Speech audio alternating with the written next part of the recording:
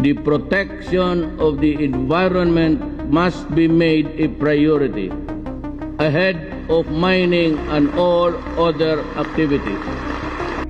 Kinundina ng ilang grupo ang ginawang pagbawi ni Pangulong Duterte sa moratorium sa pagpasok sa mga bagong mining agreements.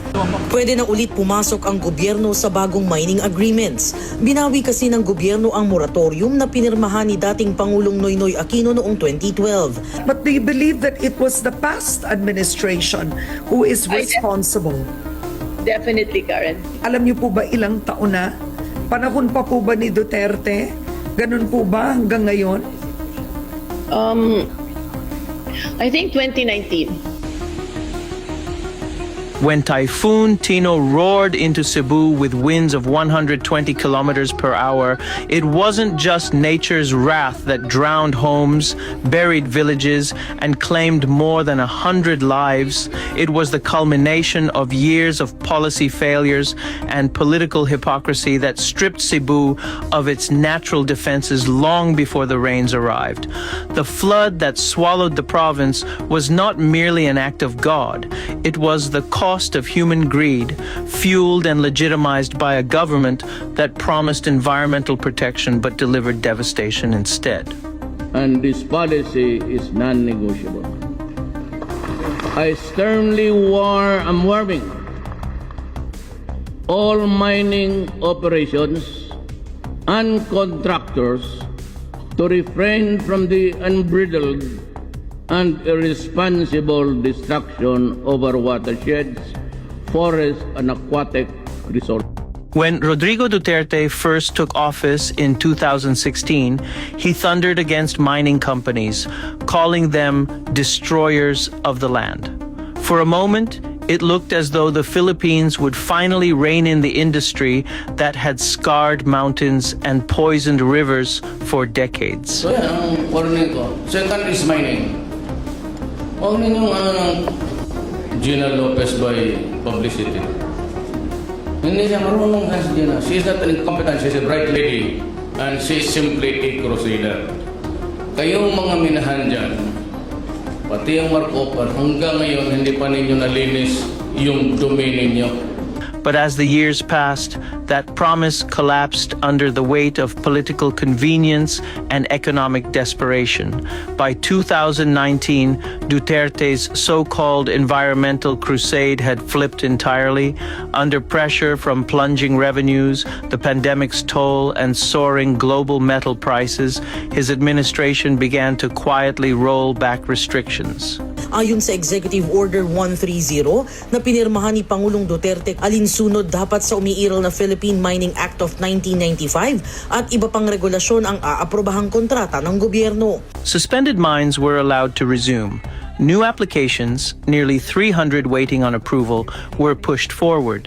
And in April 2021, Duterte signed Executive Order 130, ending a 9-year moratorium on new mining permits.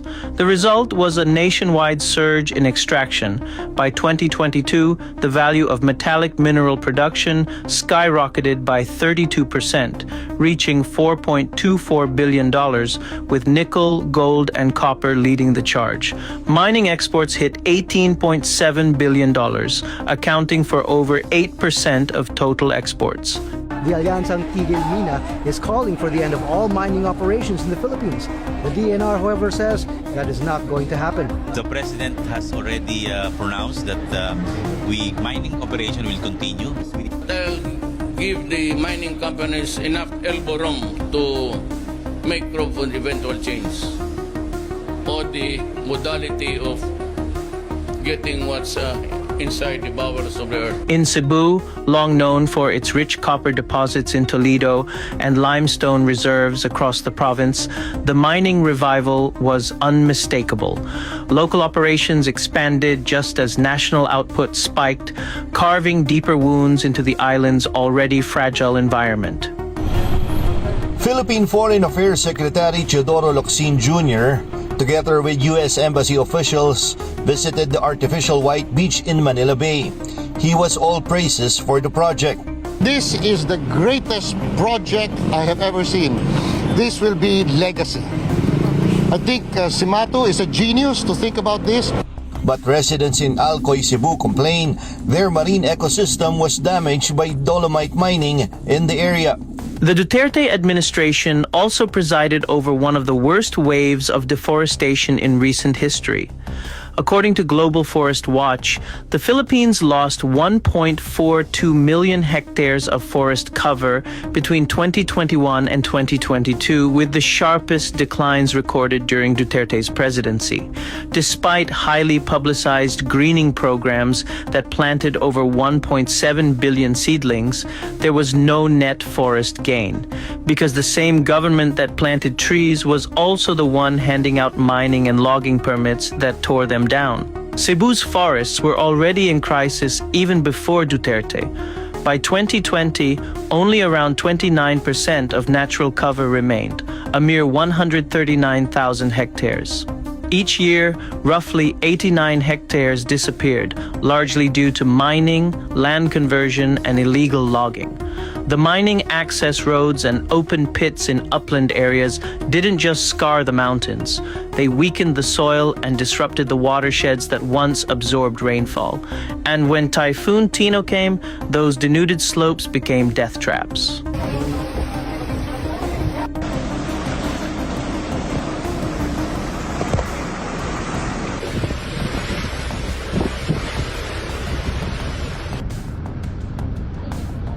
On November 4th, 2025, Typhoon Tino, international name Kalmaegi, made landfall in the Visayas. Within hours, Cebu's rivers swelled into torrents of brown water, carrying cars, shipping containers, and entire homes through city streets. In places like Liloan and Compostela, flash floods killed families who never stood a chance. Governor Pamela Baricuatro called it the worst flash flood in Cebu's history. But I think, Karen, yung Tino is worse than Odette. In terms of rainfall. Yes, in terms of rainfall. Kasi yung Odette, malakas yung hangin doon. Itong Tino, grabe, yung flooding talaga. But experts warned it was not just the storm that made it so deadly. The Butuanon River, choked with silt from years of mining and construction runoff, overflowed faster than it ever had before. The mountains, once covered with trees, could no longer hold back the rain. As one environmental scientist explained, when you mine the mountain, you mine away the people's protection. Ito kamu di dalam balay namo dah ako pagmanggo di anak. Napisap dah anak. Anod pa balay dana silang balay anod kuan kuba. Sorry kay kuya. Lagi ulti ata ako. Pila ka box sa inyo? Nakita na sa kuya wala. Ang inhan. Duterte's fanatics, as usual, are blaming the incumbent PBBM administration for the crisis, questioning where the 26 billion pesos worth of flood control projects went. This concern was also raised by Cebu Governor Pam Baricuatro, a statement the DDS quickly exploited to stir instability. 26 billion pesos of flood control funds for Cebu. Yet we are flooded to the max. What did you mean by this? Ipaliwanag nyo bakit po ninyo ito pinost? You know, you began to ask the question kung bakit grabe yung flash floods dito when we have 26.600 billion for flood control projects. So yun lang naman sa akin. I begin to ask question, bakit ganun? 26.6 plus 600 plus billion yung ano dito, flood control funds. And yet, ito yung nangyayari sa amin. However, the palace press officer Claire Castro announced the government will investigate the whereabouts of the hundreds of flood control projects implemented during the Duterte administration, a move that further infuriated Duterte's die-hard supporters. At hindi lamang po sa panahon ni Pangulong Marcos Jr. ng mga flood control projects ang dapat malaman. Dahil lumalabas po kanina yung initial data natin ay 343 flood control projects ang nagawa since 2016 to 2022 sa Cebu. Mula sa 1st District, 2nd District, 3rd, 4th, 5th, 6th, 7th hanggang sa City. So dapat din po itong makita dahil kung meron pong 343 flood control projects noon pa man, dapat po sana ay gumagana ito. So pagtulong-tulungan po natin mahanap ang dapat na papanagot sa mga maanumalyang flood control projects.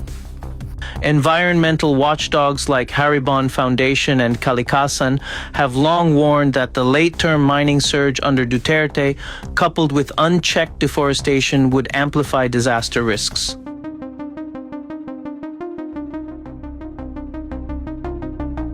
And that's exactly what happened. Typhoon Tino dumped 50 to 100 millimeters of rain within hours, but the damage it caused was magnified by denuded watersheds, clogged rivers, and unstable slopes, all man-made vulnerabilities. National data also shows that deforestation contributes to nearly 20% of greenhouse gas emissions in the Philippines and dramatically worsens flood severity. So while nature provides the storm, it was human negligence, systemic, deliberate, and avoidable, that turned it into a catastrophe.